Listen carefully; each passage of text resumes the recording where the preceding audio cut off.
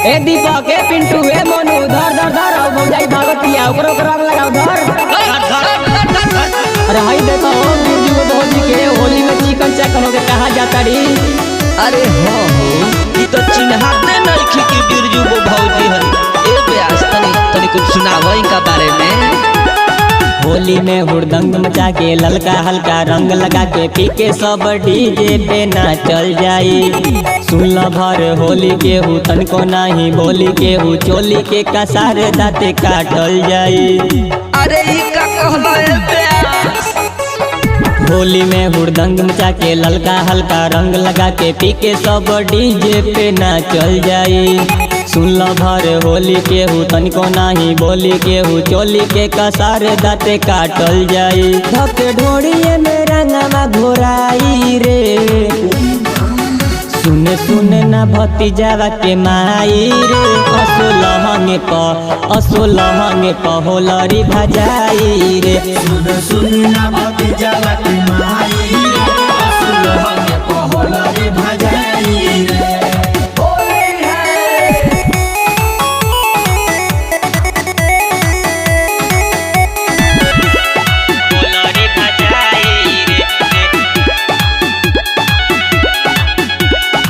होलिया में चोलिया रंगाई ये सोना असो देवर तोहार रंग है खदोना।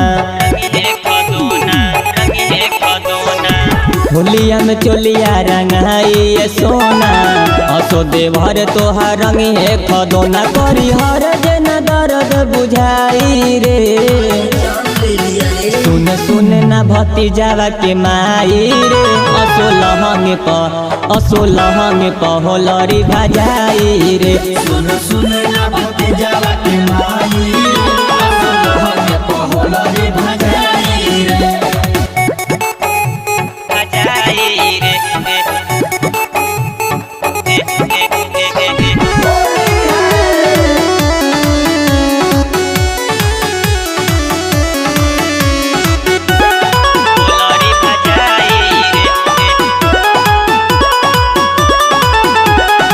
तुरली है रवि फूलल तोहर छेमी बिरजू विजेंद्र संगे परदीप प्रेमी।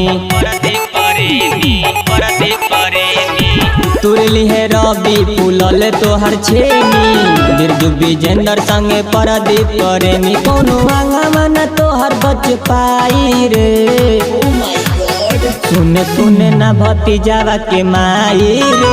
असो लहंगे प होलरी भजाई रे। सुने सुने ना भतीजावा के माई रे। असो लहंगे प होलरी भजाई रे।